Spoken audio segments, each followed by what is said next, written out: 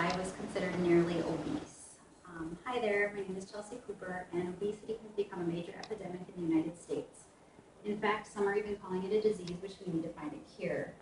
Over a third of the population is considered obese, and this has been on the rise. Portion sizes are consistently growing larger. More people are getting, diabetes and other obesity-caused illnesses, and we live in a world of convenience. Health tends to get put on the back burner. We want things that are quick. We want things that are easy.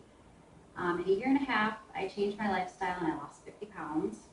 This was something that I never thought I would ever be able to do, and I failed multiple times. I always dreamed of having a bikini body, but I would work out and I would never see results. There are three main events in my life which changed my perception on health and wellness. These weren't huge events, they were actually pretty small, but nevertheless, these events helped change my thoughts and ideas on food and health. So I will discuss how I was raised, what I saw of my mother and her relationship with food, and the three events that kind of changed things for me. As a child, I did not eat healthy at all. Vegetables came from a can. I think we would do green beans and corn. That's pretty much the only vegetables I've ever tried. My mom would buy junk food, cheap and easy, things that me and my brother could make. My parents worked a lot. My mom would also kind of use food as a motivator. So like, oh hey, if you clean your room, we'll go get ice cream. And it was constant. So I kind of took food as comfort, as a reward. My mom did gain quite a bit of weight after my brother was born. And ever since I could remember, she would start diets and quit. If she saw a product advertised on TV that would say, "You lose 10 pounds in 2 days," she would buy it. We had cabinets full of just supplements that probably weren't good to take. Over the years, I saw her start and stop, and I vowed that I wasn't going to care as much as she did about trying to lose weight. So in doing so, I kind of let myself go. I just ate whatever I wanted because I just didn't want to have that kind of lifestyle where that was all I worried about. But after a while, I started putting on the pounds. I did get kind of pretty self-conscious. I tried to lose weight multiple times, but couldn't really stick to anything.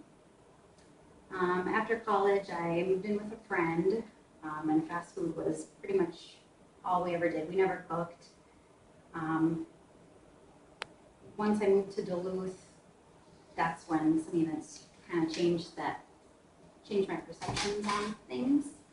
The first event was sitting at work one day. Our office was extremely warm, but I left my sweatshirt on because I felt self-conscious about my arms.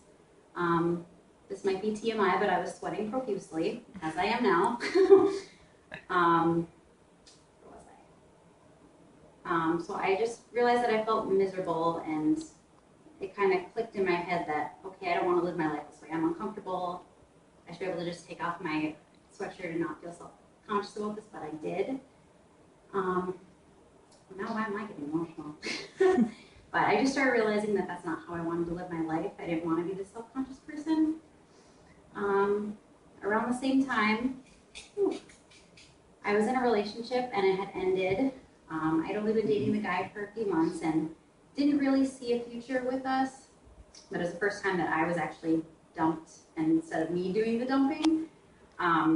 He didn't really give me a reason, and we were in a long-distance relationship, so I'm sure that was a big part of it.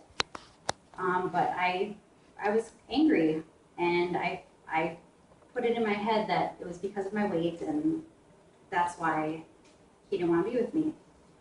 So that was what really lit a fire under me. I was like, you know what, I'm going to show him what he's missing. And that's really what kind of kick-started my motivation to get going. And then the last event was I started watching The Biggest Loser, which is now my favorite show.